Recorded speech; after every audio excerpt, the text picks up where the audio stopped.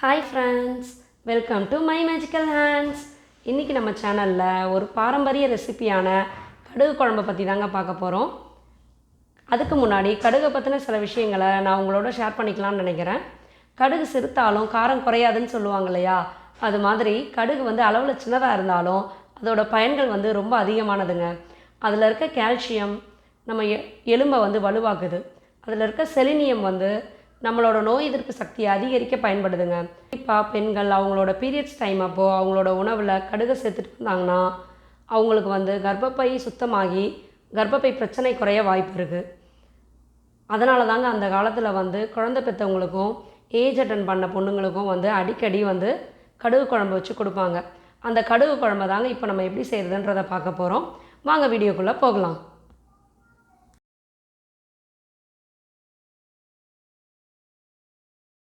கடுகு குழம்புக்கு தேவையான பொருளாக என்னென்னு பார்த்துடலாம். வறுத்து அரைக்கிறதுக்கு 2 டீஸ்பூன் கடுகு, 1 டீஸ்பூன் சீரகம், 1 டீஸ்பூன் மிளகு, ஒரு 2 இன்ச் அளவுக்கு தேங்காய் பொடி பொடியாக வெட்டி வச்சுக்கோங்க. கொஞ்சமாக இருந்தால் போதும். ஒரு முழு பூண்டை உரித்து வச்சுக்கோங்க. ஒரு காஞ்ச மிளகா, ஒரு கைப்பிடி அளவுக்கு கருவேப்பிலை கம்மியாக போடுறவங்களும் போடலாம். தாளிக்கிறதுக்கு 1/2 டீஸ்பூன் கடுகு, சும்மா ஒரு 4-5 வெந்தயம் எடுத்துக்கோங்க. கொஞ்சம் கருவேப்பிலை. லாஸ்ட்டாக தாளிக்கிறவங்களும் தாளிக்கலாம், முதல்ல தாளிக்கிறனாலும் தாளிக்கலாம்.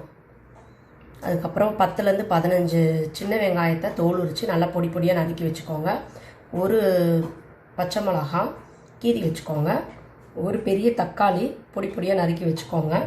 தேவையான அளவுக்கு உப்பு, லெமன் சைஸு புளியை நல்லா தண்ணியில் ஊற வச்சுக்கோங்க. 1/4 டீஸ்பூன் மஞ்சள் பொடி, 1/2 டீஸ்பூன் மிளகாய் பொடி, 1 டேபிள் ஸ்பூன் குழம்பு மிளகாய் பொடி, இல்லைன்னா சாம்பார் பொடி இருந்தால் சாம்பார் பொடி ஆட் பண்ணிக்கலாம். 1 டேபிள் ஸ்பூன் தனியா. முதல்ல ஒரு பாத்திரத்தை அடுப்பில் வச்சு அதில் 1 டேபிள் ஸ்பூன் எண்ணெய் சேர்த்துக்கலாம்.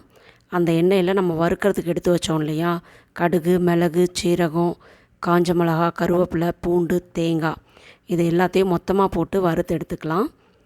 அதில் கடுகு, மிளகு, சீரகம்லாம் உங்களுக்கு வெடிக்க ஆரம்பிக்கும். அதே போல் பூண்டும் தேங்காயும் நல்லா கலர் மாறும், செவந்து வரும். அந்த ஸ்டேஜ் வந்தோன்னா அடுப்பை ஆஃப் பண்ணிடலாம். அது வரைக்கும் வறுக்கணும். நான் இப்போ மண்பானை யூஸ் பண்ணுறேன்.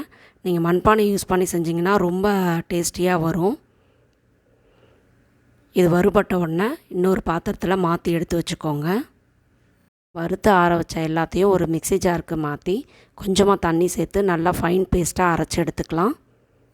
இங்கே பாருங்கள், இந்த மாதிரி நல்லா பேஸ்ட்டாக அரைச்சி எடுத்துக்கோங்க. அடுத்து ஒரு பாத்திரத்தை அடுப்பில் வச்சு அதில் 1.5 டேபிள் ஸ்பூன் நல்லெண்ணெய் சேர்த்துக்கோங்க. இதுக்கு நல்லெண்ணெய் மட்டும் யூஸ் பண்ணுங்கள். கடுகு, வெந்தயம், கருவேப்பிலை, இந்த தாளிக்கிற பொருள் எடுத்து வச்சுருந்தோம் இல்லையா, அது எல்லாத்தையும் ஆட் பண்ணிக்கலாம். ஆட் பண்ணி அது நல்லா வெடித்ததும் பொடி பொடியாக நறுக்கி வச்சுருக்க வெங்காயத்தை அதில் சேர்த்துக்கலாம். இதுக்கு சின்ன வெங்காயம் தான் ரொம்ப டேஸ்டியாக இருக்கும்.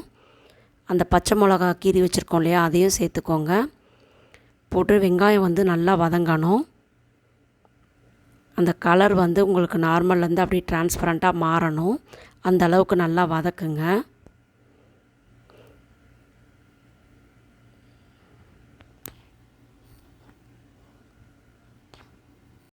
இப்போ வெங்காயம் நல்லா வதங்கிருச்சு. இந்த ஸ்டேஜில் நம்ம பொடி பொடியாக நறுக்கி வச்சுருக்க தக்காளியை ஆட் பண்ணி நல்லா சுருள வதக்கணும். தக்காளி நல்லா மசியணும், அந்த அளவுக்கு வதக்கிக்கோங்க. தக்காளி பாதி வதங்கின உடனே இந்த குழம்புக்கு தேவையான உப்பை ஆட் பண்ணிக்கோங்க. ஏன்னா தக்காளியை நீங்கள் உப்பு போட்டு வதக்குனீங்கன்னா அது சீக்கிரம் வதங்கிடும். அதுக்காக தான் இந்த ஸ்டேஜ்லேயே உப்பை போட்டு வதக்கிடுங்க. இப்போ பாருங்கள், தக்காளி நல்லா வதங்கிருச்சு. இந்த ஸ்டேஜில் நம்ம எடுத்து வச்சுருக்க மஞ்சள் பொடி, மிளகாய் பொடி, குழம்பு மிளகாய் பொடி இல்லைன்னா சாம்பார் பொடி, தனியா பொடி, இது 4த்தையும் போட்டு நல்லா வதக்கிக்கலாம். அந்த மசாலாவோட பச்சை வாசனை போகிற வரைக்கும் வதக்கிக்கோங்க. இப்போ அந்த மசாலாவோட பச்சை வாசனைலாம் போயிருச்சு, எண்ணெய் பிரிய ஆரம்பிச்சிருச்சு பாருங்கள். இந்த ஸ்டேஜில் நம்ம அரைச்சி வச்சுருக்க பேஸ்ட், அந்த கடுகு, மிளகு, சீரகம்லாம் போட்டு அரைச்சி வச்சுருந்தோம் இல்லையா, அந்த பேஸ்ட்டை ஆட் பண்ணிடுங்க. ஆட் பண்ணி கொஞ்ச நேரம் வதக்குங்க. இது ரொம்ப நேரம் வதங்கணுன்ற அவசியம் இல்லை. ஏன்னா நம்ம ஏற்கனவே வந்து அதை வறுத்து தான் அரைச்சி வச்சுருக்கோம். ஸோ இது ரொம்ப நேரம்லாம் வதங்க தேவையில்லை. கொஞ்ச நேரம் லைட்டாக வதங்கிட்டு இந்த குழம்புக்கு தேவையான கொஞ்சம் தண்ணியும் ஊற்றி கொஞ்ச நேரம் நல்லா கொதிக்க விடுங்க. பாருங்கள், குழம்பு நல்லா கொதிக்குது. நீங்கள் இந்த ஸ்டேஜில் குழம்புக்கு தேவையான தண்ணியை ஃபுல்லாக ஊற்றிடுங்க. அதே போல் உப்பும் காரமும் செக் பண்ணிக்கோங்க. ஏதாவது பத்தலைனாலும் போட்டுக்கலாம். அதுக்கப்புறம் கரைச்சி வச்சுருக்க புளி தண்ணியை எடுத்து அதில் ஊற்றிடுங்க. உங்களுக்கு எவ்வளோ புளிப்பு வேணுமோ அந்த அளவுக்கு ஊற்றிக்கோங்க. ஸோ புளியை ஊற்றி நல்லா மிக்ஸ் பண்ணிவிட்டு கொஞ்ச நேரம் நல்லா கொதிக்க விடுங்க. புளியை ஊற்றுனதுக்கப்புறம் மீடியம் டு சிம் ஃப்ளேமுக்கு கொண்டு வந்துடுங்க. அது நல்லா கொதிக்கட்டும். இப்போ பாருங்கள், குழம்பு நல்லா சுண்டி நம்ம சேர்த்த எண்ணெய் எல்லாம் வந்து நல்லா பிரிஞ்சு வருது பாருங்கள். இந்த ஸ்டேஜ் வர வரைக்கும் நல்லா கொதிக்க விடணும். எண்ணெய் ஃபுல்லாகவே மேலே மிதந்துடும். ஸோ உங்களுக்கு போதுமான அளவுக்கு திக்னஸ் வந்த உடனே அந்த குழம்பை ஆஃப் பண்ணிடலாம். நான் இப்போ மண்சட்டியில் செய்கிறனால ஒரு 2 நிமிஷத்துக்கு முன்னாடியே ஆஃப் பண்ணிடலாம். ஏன்னா ஆஃப் பண்ணியும் அது கொஞ்சம் நேரம் கொதிச்சுக்கிட்டே இருக்கும். இங்கே பாருங்கள், நான் ஆஃப் பண்ணிட்டேன், இன்னமும் கொதிச்சுக்கிட்டே இருக்குது. ஸோ இது எனக்கு கரெக்டான ஸ்டேஜு. நான் ஆஃப் பண்ணிடுறேன். இங்கே பாருங்கள், நம்ம கடுகு குழம்பு எவ்வளோ அருமையாக ரெடி ஆயிடுச்சு. இதை நீங்கள் வெளியே 2லேருந்து 3 நாள் வரைக்கும் வச்சுருந்து யூஸ் பண்ணலாம். ஃப்ரிட்ஜில் வச்சிங்கன்னா 4லேருந்து 5 நாள் வரைக்கும் வச்சுருக்கலாம். உங்களுக்கு எப்போ வேணுமோ அப்பப்போ கொஞ்சமாக எடுத்து சூடு பண்ணி யூஸ் பண்ணிக்கலாம். குழந்தைங்களுக்கு கொடுக்கும்போது கடுகு குழம்புன்னு சொல்லாமல் ஒரு 2 டேபிள் ஸ்பூன் குழம்பு எடுத்து போட்டு அதில் சாதத்தை போட்டு நல்லா விரவி வச்சுருங்க. ஒரு 15 நிமிஷம் கழித்து பார்த்தீங்கன்னா அது நல்லா ட்ரையாக வெரைட்டி ரைஸ் மாதிரி இருக்கும். அதை குழந்தைங்களுக்கு கொடுங்க. ரொம்ப விருப்பப்பட்டு சாப்பிடுவாங்க. கண்டிப்பாக இது குழந்தைங்களுக்கு ரொம்ப பிடிக்குங்க. இதை உங்கள் வீட்டில் செஞ்சு பாருங்கள்.